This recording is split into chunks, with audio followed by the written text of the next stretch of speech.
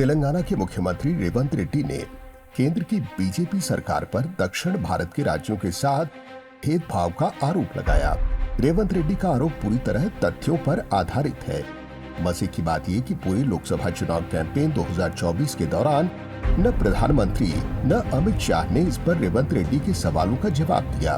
पहला आरोप ये कि केंद्र सरकार ने महत्वपूर्ण पोर्टफोलियोज में दक्षिण का प्रतिनिधित्व करने वाले नेताओं की अनदेखी की। तेलंगाना, आंध्र प्रदेश और कर्नाटक को मिलाकर कुल लोकसभा की 70 सीटें हैं, जबकि इन राज्यों से महज 2 कैबिनेट मिनिस्ट्री दी गई। रेवंत रेड्डी जोर देकर कहते हैं कि कांग्रेस के राज में जब पीएम उत्तर भारत से होते थे तो राष्ट्रपति का पद दक्षिण भारत को जाता था। कांग्रेस पार्टी ने हमेशा क्षेत्रवाद को लेकर संतुलन बनाए रखा। दूसरा अहम मुद्दा रेवंत रेड्डी ने उठाया कि राजस्व का 1 रुपया अगर तेलंगाना से जाता है तो केंद्र की तरफ से महज 43 पैसे ग्रांट के तौर पर मिलते हैं, जबकि हिंदी पट्टी के राज्यों को 1 रुपए के बदले केंद्र की तरफ से 3 गुना से लेकर 6 गुना तक ग्रांट मिलता है। तेलंगाना के मुख्यमंत्री ने बीजेपी पर दक्षिण भारतीय राज्यों के साथ भेदभाव कर क्षेत्रवाद को हवा देने का आरोप लगाया। सीएम रेवंत रेड्डी ने कहा कि देश में कॉम्पिटिटिव फेडरलिज्म यानी प्रतिस्पर्धात्मक संघीय व्यवस्था हो।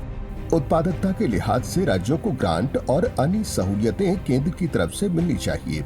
अगर ऐसी व्यवस्था रही तो केंद्र से अधिक ग्रांट की चाहत में राज्य अपने इलाके का विकास करने के लिए जी तोड़ मेहनत करेंगे। अगर ऐसा हुआ तो देश में समेकित विकास का मॉडल देखने को मिलेगा। इन सबसे ऊपर 2026 में प्रस्तावित डिलिमिटेशन प्रक्रिया को लेकर तमाम आशंकाएं जाहिर की जा रही हैं, जिसमें व्यवस्था है कि आबादी के लिहाज से लोकसभा सीटों का परिसीमन होगा। अगर ऐसा हुआ तो उत्तर भारत के सांसदों की संख्या बढ़ेगी और दक्षिण भारत से कुल सांसदों की संख्या घट जाएगी। दरअसल परिवार नियोजन कार्यक्रमों को सही तरीके से लागू करके दक्षिण के राज्यों ने जनसंख्या नियंत्रण किया, जबकि बिहार, यूपी, मध्य प्रदेश और राजस्थान, जिन्हें संक्षेप में बीमारू राज्य कहते हैं, यहाँ बेतहाशा आबादी में इजाफा हुआ।